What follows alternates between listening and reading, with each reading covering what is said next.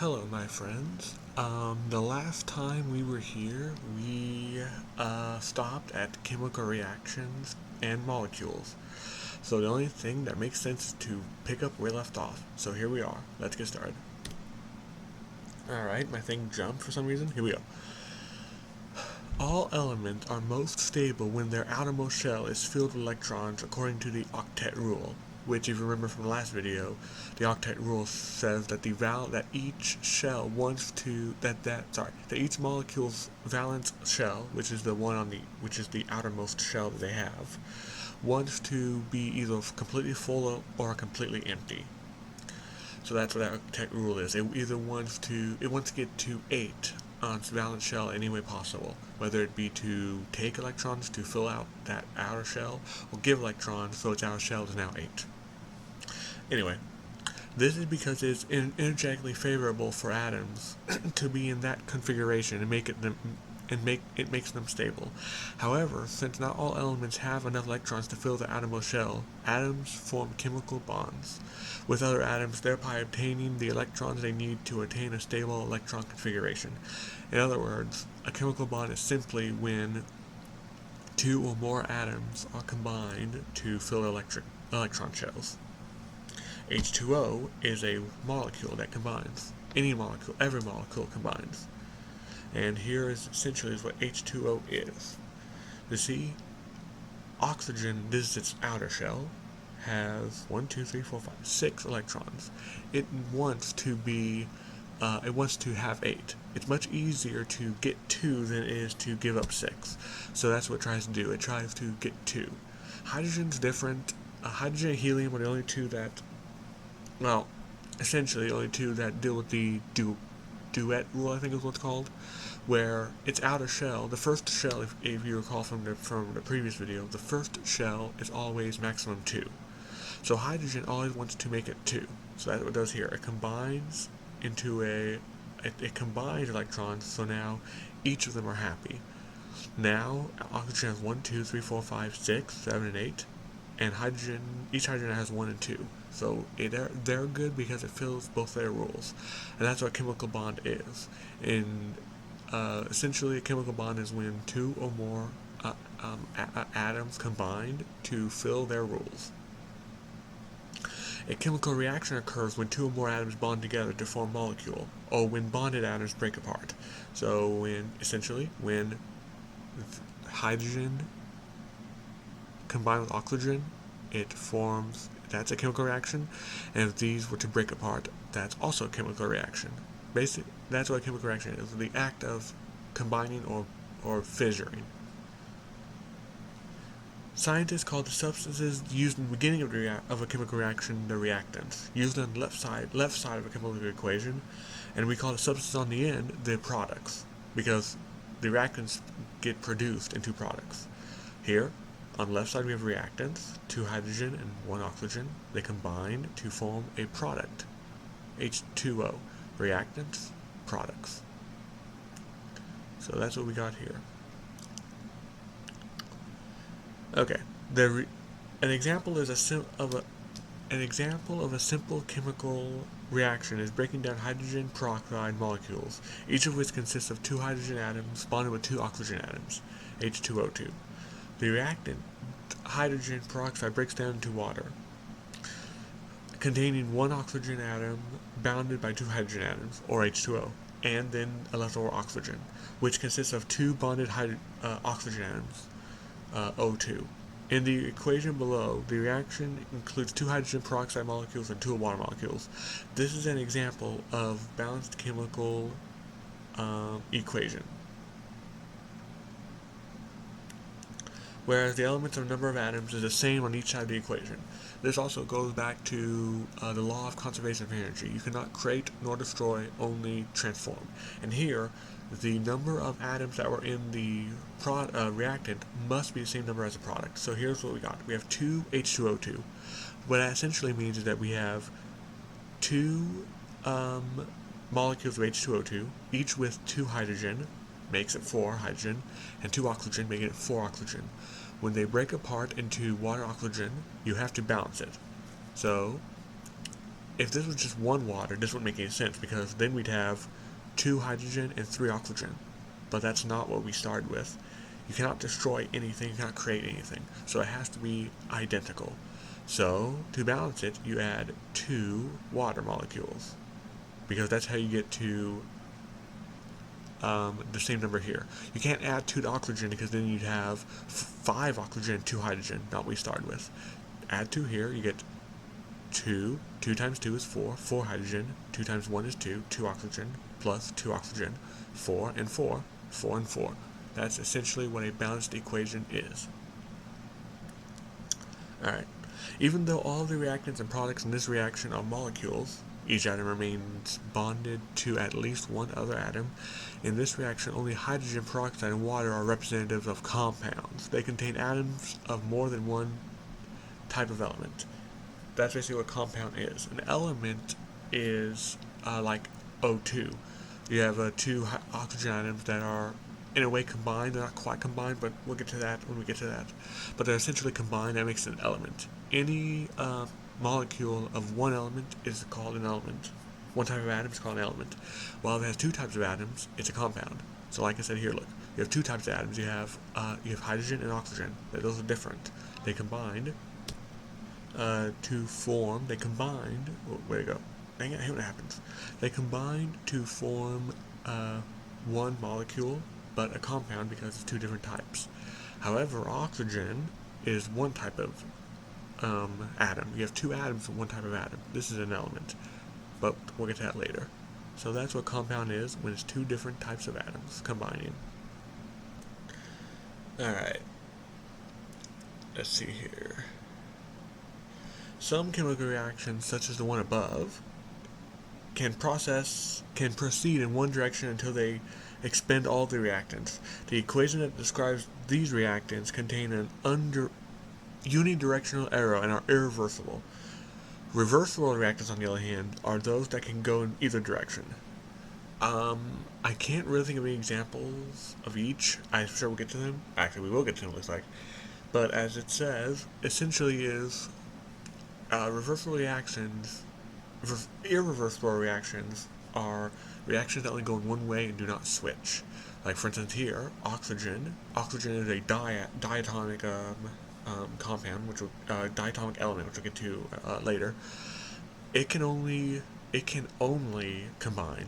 These can never break, at least not by normal means. I'm not sure they can break by some other means, but they cannot break by normal means, as opposed to other elements, like down here, which can go back and forth. This can be combined into whatever this is, and then it often will break apart again to be these again, which we're about to read here too. This back and forth continues, like I said earlier, combining then uncombining. This back and forth continues until a certain relative balance between reactants and products occur, a state called equilibrium. A chemical equation with a double-headed arrow, like this, pointing towards both of the reactants and products often denotes these reversible reaction situations. For example, in human blood, excess hydrogen ions bind to bicarbonate ions, forming an equilibrium state with carbonic acid. If we add carbonic acid to the system, some of it will convert to bicarbonate and hydrogen ions.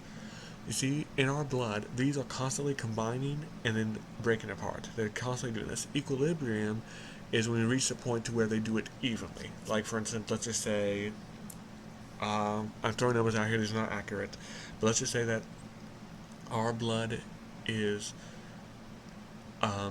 naturally 40% this and 60% this. If we add or subtract more, whatever, it will break and reform at a rate until these two are at that number, which will be 40% this and 60% this. It will always do that. It will always break apart and recombine, but at a rate where the concentrations will be 60% this and 40% this. It's a little hard to explain, as I'm not a teacher, but I think that's pretty much the best I can explain it. Equilibrium really is not going to be that important in this biology course. Alright. Biological reactions rarely obtain equilibrium because the concentrations of reactants or products, or both, are constantly changing. Often with one reactant's product, a reactant for another. Reaction's product, a reactant for another.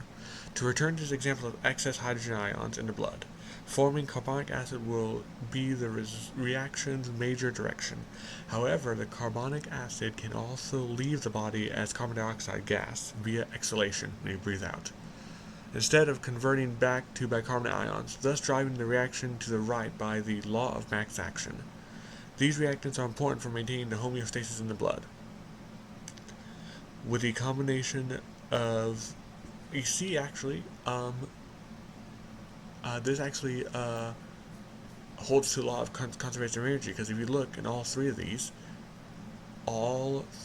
these contain the same number of atoms. So that's pretty cool. That gives us an example there. Alright, ions and ionic bonds. Essentially, an ion is a charged element. Charged atom, to be specific.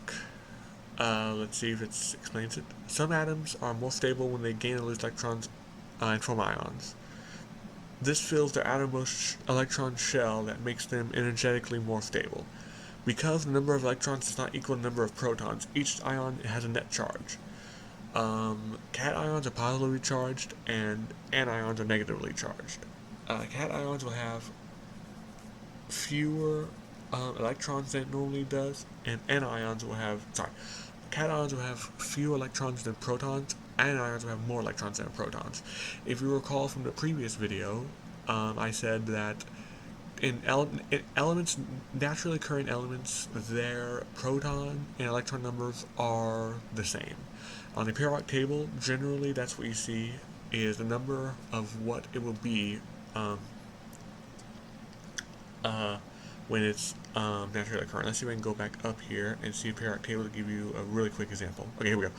Oxygen has a atomic number of 8. See that 8?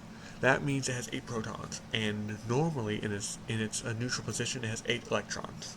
But if it were to fulfill its octet rule, it will jump up to 10 electrons, making an anion having 2 more electrons than protons. This is a naturally occurring anion. Most elements are going to be very few elements are naturally occurring neutral. Oxygen, it's very rare to find an oxygen atom that is neutral. Alright. Where were we? Okay, here we go. Scientists refer to this movement of electrons from one element to another as electron transfer, and there are a number of different types of electron transfers, which we will probably, here we go, which we definitely will get to. Ionic bonds form between ions with opposite charges, naturally. For instance, positively charged sodium, Na, and negatively charged chloride, Cl, ions bond together to make crystals of sodium chloride, or table salt, creating a crystalline molecule with 0 net charge. Let's see. Physiologlogists, I think that's how I say it, refer to certain salts as electrolytes, which include sodium, potassium, and calcium. Ions, necessary for nerve impulses conducting, muscles contracting, and water balance. Many sport drinks and dietary supplements provide these ions to replace those lost from the body via sweating. Okay, to explain what ion bond is, essentially what ion bond is when two atoms combine to trade electrons. Generally, actually not generally anything. When an ionic bond happens, one atom will take electrons and another one will give electrons. In this case, you have neutral salt and neutral chloride. Chloride. Sodium is given its electron to chloride. Chloride. I want to say chlorine. That's not correct. Chloride. And now they both fill their octet rule. But to do that, Na now has a positive charge of 1, and Cl has a negative charge of 1. Because we go back to the periodic table, which I probably should have separate here, so I don't keep doing this. Salt is naturally at 11, which means that its valence shell has 1, because again, 11, you have, in your first one, you have 2, in your first shell, always has just 2 electrons. Then you have your second shell, which has 8 electrons. That adds up to 10. Then your last shell will have 1, which will bring up to 11, which is what naturally happens. And then if we go over to chlorine, it's kind of the opposite. You have your 2 electrons in your first shell, always has 2. Then you have your 8 electrons in your second shell to make it 10. Then you have 7 electrons in its outer shell to make it 17. So to fulfill this octet rule, it's much easier to get to 18 than it is to go all the way down to 11. Likewise, in A, it's much easier to fulfill this octet rule by just giving one away, so it's a lower shell is its valence shell with 8 than it is to get 7 somehow and go to 18. It's kind of symbiotic, if you will. Where is it? Okay, let's see here. Another way to satisfy the octet rule is by sharing electrons between atoms to form covalent bonds. These bonds are stronger and much more common than ionic bonds in molecules of living organisms. We commonly find covalent bonds in carbon-based organic molecules, such as in our DNA and proteins. And the big reason for that is carbon's electron structure. You see, carbon's valence shell is 4. Well, it's equally easy to, or equally hard as it were, to give away 4 as it is to get 4. So what it normally does is say, to heck with it, and we'll share them. Because it is able to find partners, if you will, faster and easier. Okay. The strength of different levels of covalent bonding is one of the main reasons living organisms have a difficult time to acquiring nitrogen for use in constructing their molecules, blah, blah, blah. Okay. But that's essentially what covalent bonds are. Does it give an example? Well, it gives both. It gives 2 examples of covalent bonds. So here we go. Alright, I guess the reason they separated, not I guess anything, the reason they separated is because there are actually 2 subgroups of covalent bonds. Your polar and nonpolar. Well, let's get into it. There are, as the text says here, there are 2 types of covalent bonds, polar and nonpolar. In a polar covalent bond, atoms unequally share the electrons and are attracted more to one nucleus than the other. Because of the unequal electron distribution between the atoms of different elements, a slightly positive or slightly negative charge develops. I'm not sure what sign that is. This partial charge is an important property of water and accounts for many of its characteristics. What that essentially means is, when you're sharing, the electrons are pulling and they want to go to the positive protons of the atoms, and that's simply because the opposites attract. Negatives are attracted to positives, like magnets. And what that essentially means is, when it's a polar bond, it means one is pulling the electrons closer to it than another. So with certain atoms, such as water, molecules such as water, the oxygen atom is pulling the electrons closer to it because it has a strong electronegativity, which we're going to read about in a minute. But what that essentially means is, you see a lot of these photos where they're kind of equidistant, like the electron is kind of like equidistant to the oxygen and hydrogen, when in reality the electrons are pulled closer to the oxygen than to the hydrogen. Okay. Water is a polar molecule, with the hydrogen atoms acquiring a partial positive charge and oxygen a partial negative charge. This occurs because the oxygen atom's nucleus is more attractive to the hydrogen atom's electrons than the hydrogen nucleus is to the oxygen's electrons. Thus, the oxygen has a higher electronegativity than hydrogen, and the shared electrons spend more time near the oxygen nucleus than the hydrogen atom's nucleus, giving the oxygen and hydrogen atoms slightly negative and positive charges respectively, and that is because oxygen has more protons generally. Not generally anything, so I don't know why I said that. They do have more protons, because if they didn't, they'd be a different element altogether. Nonpolar covalent bonds, on the other hand, form between 2 atoms of the same element or between different elements that share electrons equally. For example, your molecular element of oxygen is nonpolar because they're identical. Another example of nonpolar would be methane, CH4. Carbon has 4 electrons in its outermost shell and needs 4 more to fill it. It obtains these 4 from 4 hydrogen atoms. Each hydrogen atom provides 1, making the stable outer shell of 8 electrons. Carbon and hydrogen do not have the same electronegativity but are similar, thus nonpolar bonds form. In reality, technically, it's probably slightly negative because carbon has more protons, but essentially they're the same. That's what it means. Alright, and here's examples. I kind of made my point. There's really nothing else to say here. So, alright.